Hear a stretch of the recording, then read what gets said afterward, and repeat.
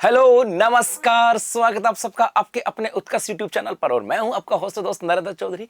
राजस्थान के अंदर वैकेंसियों की बाढ़ पे बाढ़ आ रही है भाई साहब। एक तो 81,000 पदों के ऊपर एग्जाम होने जा रही है इस 2025 के अंदर।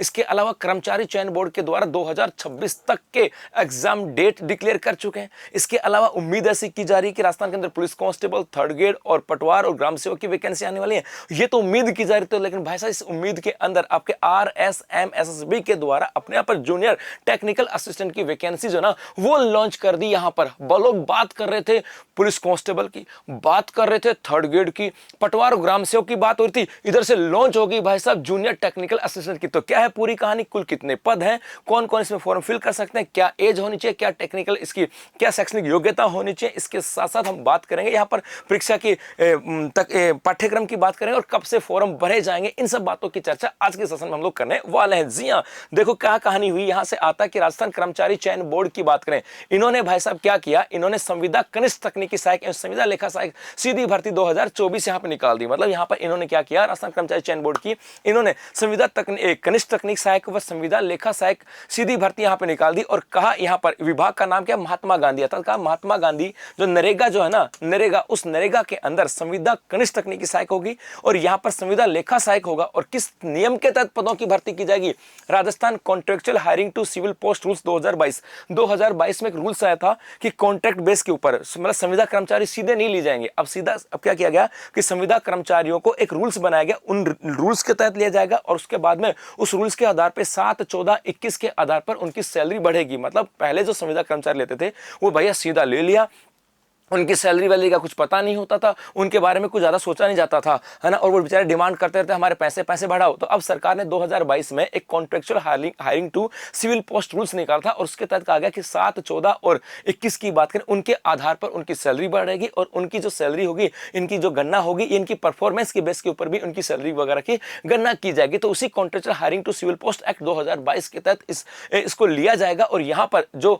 आपके जो नॉन TSP है उसके लिए है आपके 2337 पद हैं और TSP की बात करें 263 पद है। अर्थात टोटल जो है ना ये आपके 2600 पदों के ऊपर आपके वैकेंसी आई है साहब। तो 2600 पद हैं, छोटे नंबर नहीं है, बहुत अच्छे खासे नंबर है। मनरेगा के तहत इनको लिया जाएगा। अब यदि बात करें कि गुरुजी इनके लिए पात्रता और इनकी शैक्षणिक योग्यता क्या है, तो यहां पर कहा गया कि यदि आप कनिष्ठ तकनीकी सहायक जूनियर टेक्निकल असिस्टेंट की बात करें, JTA की बात करें, इसके लिए आपको डिग्री BA BTech होना चाहिए, डिप्लोमा। एक कहा कि तो आप या तो BA BTech हो और डिप्लोमा है आपके पास सिविल इंजीनियरिंग का, या फिर आपके पास degree in BA BTech in agriculture engineering from a university established by law in India. ये कहा या तो आपके पास सिविल इंजीनियरिंग के अंदर डिप्लोमा है, BA BE है या BTech है। BE वो सब BA बोलता क्या था, सॉरी भाई BA बोल दिया था, वो आदत अब रोजना वो है ना, BA आता है ना। B बैचलर इन इंजीनियरिंग की बात करें और ये बैचलर इन टेक्नोलॉजी की बात करें, तो या तो आपके पास BE है या BTech है, या फिर आपके पास डिप्लोमा है सिविल इंजीनियरिंग का, या फिर आपके पास बैचलर ऑफ इंजीनियरिंग है या बैचलर ऑफ टेक्नोलॉजी है इन एग्रीकल्चर इंजीनियरिंग। यदि ये है तो आप फॉर्म अप्लाई कर सकते हो आपके जूनियर टेक्निकल असिस्टेंट की। और यदि आप लेखा सहायक की बात करें, संविदा लेखा सहायक पद की बात करें, इसके लिए ग्रेजुएशन फ्रॉम एनी यूनिवर्सिटी, ये था BA, वो ऊपर वाले में आ गया था ना। तो graduation from any university established bye law in India और एक कॉलेज एफिलिएटेड टू देयर की बात करता कहा गया इसके अंदर आप ग्रेजुएट होने चाहिए। ग्रेजुएट का मतलब है आप यहाँ पर BA हो सकते हो, BCom हो सकते हो, BSc हो सकते हो, BCA हो सकते हो, कुछ भी हो, मतलब ग्रेजुएट होना चाहिए। जरूरी नहीं कि आप आर्ट्स से पढ़े लिखे हो, भैया कोई भी हो। उसके बाद कहा एंड इसके साथ साथ और क्या होना चाहिए, ये तो है ही है, इसके साथ नंबर 2 मतलब इसके अंदर भी जैसे तकनीक सहायक में ये होना चाहिए और साथ ये लेखा सहायक में ये होना चाहिए, साथ में ये कहा O और हायर लेवल सर्टिफिकेट कोर्स होना चाहिए बाय DOEAC, मतलब O लेवल का कोर्स आपके पास होना चाहिए। इसके अलावा यहाँ पर जैसे कहा गया आपके कोपा वगैरह होना चाहिए, मतलब यहाँ पर ये कंप्यूटर के डिप्लोमा जो है वो आपके पास, जैसे RSCIT की बात करें, ये कोर्स आपके पास हो तो चल जाए, मतलब RSCIT हो, O लेवल हो, कोपा हो, है ना, कुछ भी हो, मतलब वो आपके पास है तो आप इस फॉर्म को अप्लाई कर सकते हो। ये आपकी शैक्षणिक योग्यता है इस फॉर्म की अप्लाई करने की। अब थोड़ा सा और आगे चलें, यहाँ से आता है कि गुरुजी इसमें एज क्या होगी। आप में से बहुत सारे बच्चे होंगे जो जो बीटेक करके तैयारी कर रहे होंगे, बहुत सारे एग्जामों की तैयारी कर रहे हैं, तो बीटेक वालों का अच्छा मौका है। तो यहाँ पर सर एज क्या होगी, तो भैया यहाँ पर कहा गया कि आवेदक 1 जनवरी 2026 को Rajasthan contractual hiring to civil post rule 2022 और उसके संशोधन के अनुसार 21 वर्ष की आयु प्राप्त कर चुका और 40 वर्ष का नहीं हुआ। अर्थात सीधा बोल देना भाई, इतना ज्ञान क्यों दिया, ये सीधा बोल देते 21 से 40 होना चाहिए। 1 जनवरी 2026 को 21 से लेकर के 40 आपकी एज होनी चाहिए, इतना फलाना लिख दिया भैया। सीधा कहते 1 जनवरी 2026 को 21 से लेकर के 40, 21 से छोटा ना और 40 से बड़ा नहीं हो। हाँ, अपनी जो कैटेगरी के अनुसार एज रिलैक्सेशन तो वो आपके मिलता ही रहेगा, वो अलग विषय है। उसके बाद आता है कि सर ये फॉर्म कब से भरे जाएंगे, तो भैया फॉर्म जो है ये आपके फोरम आपके स्टार्ट हो जाएंगे 8 जनवरी 2025 से लेकर के 6 फरवरी 2025 तक, मतलब 8 जनवरी से लेकर के और 6 फरवरी तक में फोरम आपके स्टार्ट हो गए हैं। 8 जनवरी से लेकर के 6 फरवरी तक आपके फोरम भरे जा रहे हैं। वही वन टाइम रजिस्ट्रेशन वाला, यदि आप लोगों ने वन टाइम रजिस्ट्रेशन करा रखा है, बस उसी के आधार पर आपके फोरम भर जाएंगे। आपको ई-मित्र पे जाना, वन टाइम रजिस्ट्रेशन जो करा रखा है उसी के आधार पर आपके 8 जनवरी से लेकर के और 6 फरवरी तक इसके फोरम भरे जाएंगे। इसके अलावा परीक्षा का आयोजन, गुरुजी परीक्षा कैसे होगी, तो बोर्ड के द्वारा संविदा कनिष्ठ तकनीक सहायक के उच्च पदों पे सीधी भर्ती दिनांक 18/5 को होगी। अर्थात कहा गया कि जूनियर जो टेक्निकल असिस्टेंट की बात करें उसकी एग्जाम होगी 18/5। 5 का मतलब क्या भाई, मई की बात करें, मई में होने वाली। और संविदा लेखा सहायक के पदों की बात करें ये होगी आपके जून में, ये होगी 16 जून को होगी।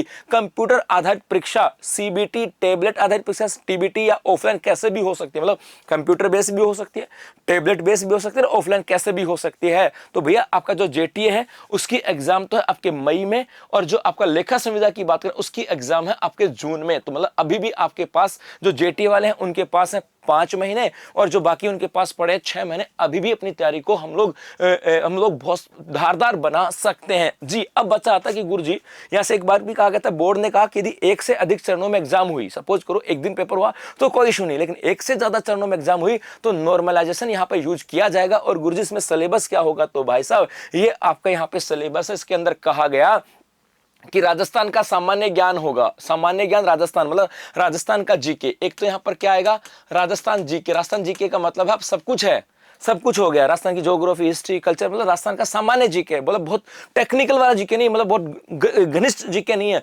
कलिष्ठ जीके नहीं कि आप सोचो कि मैं तो जो राजस्थान की ज्योग्राफी में उतर ही जाना, भैया उतर नहीं जाना, उसमें उतरना नहीं है, उसमें से तैर के जाना है। तो नॉर्मल राजस्थान की ज्योग्राफी, हिस्ट्री, कल्चर, पॉलिटी की बात करें, स्टैटिक जीके की बात करें, खेलों की बात करें, कल्चर, करंट अफेयर्स की बात करें, वो सब कुछ इसके अंदर आने वाला है। एक दैनिक विज्ञान, जो 10वीं तक आपका दैनिक विज्ञान होता है ना भाई, जैसे आपके मानव शरीर हो गया या फिर आपके रोग हो गए, संरचना हो गई, कोशिका हो गई, ब्लड हो गया, है ना, ये सब यहाँ पे हैं। गणित की बात करें तो आपके प्रतिशत हो गया, ब्याज मूलधन हो गया, ये यहाँ से है। कंप्यूटर के मूल सिद्धांत हैं। उसके बाद थोड़ा से फिर आ जाते हैं आपके जैसे बिल्डिंग टेक्नोलॉजी की बात करें, सिविल इंजीनियरिंग का तो बिल्डिंग टेक्नोलॉजी की बात करें, कंस्ट्रक्शन टेक्नोलॉजी है या कंस्ट्रक्शन मैनेजमेंट है, या फील्ड मैकेनिक की बात करें, या सर्वाइविंग या एस्टिमेटिंग की कोस्टिंग और फील्ड इंजीनियरिंग की बात करें, या फिर इरीगेशन एंड वाटर रिसोर्स की बात करें, ये भी यहाँ पर है।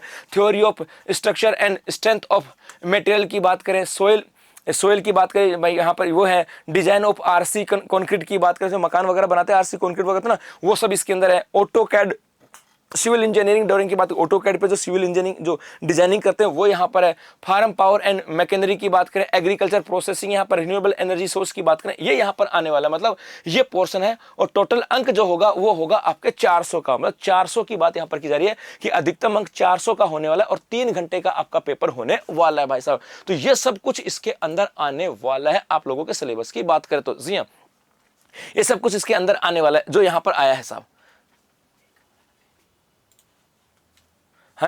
इसके बाद यदि हम बात करें इसी को लेकर के, यदि हम बात करें इसमें पेपर कैसा होगा, ये किसका है, ये संविदा कनिष्ठ तकनीकी सहायक का है। ये अलग अलग है, लेखा वाले का अलग है, लेखा वाला लगाएगा मैं लगाता हूं, और ये संविदा कनिष्ठ तकनीक है। तो तकनीक वाले के तो ये है, लेखा वाला सोचा कि गुरुजी हम तो पढ़ लेंगे, हमें तो इंजीनियरिंग की, अरे डोपा बीए वाला कहां से इंजीनियरिंग करेगा, ये तो टेक्निकल वाला है। और यहाँ पर कहा गया कि ऑब्जेक्टिव टाइप प्रश्न होगा, ऑब्जेक्टिव टाइप के 200 प्रश्न होंगे, 2-2 नंबर के होंगे, और न्यूनतम 40% आपको पास लाने ही लाने होंगे, न्यूनतम 40% लाने होंगे। और उसके साथ साथ नेगेटिव मार्किंग भी होगी, क्या 1/3 जी, किसी पर्सन के गलत उत्तर के लिए ना आपकी पूर्णांक का 1/3 अंक काटा भी जाएगा। ये यहां से था। इसके अलावा यदि मैं बात करूं कि गुरुजी आपके यहां पर कि गुरुजी एक पार्ट और रहेगा आपका, और यदि उसकी बात करें तो आपके वो आ जाएगा ये जी। यदि हम बात करें सर ये जो संविदा लेखा सहायक है उसके लिए क्या सिलेबस होने वाला है, उसमें क्या क्या पोर्शन आएगा, तो संविदा लेखा सहायक की बात करें तो बेटा उसके लिए आपकी हिंदी आएगी, उसके अंग्रेजी भी आएगा, सामान्य ज्ञान राजस्थान के संदर्भ में राजस्थान का जीके है,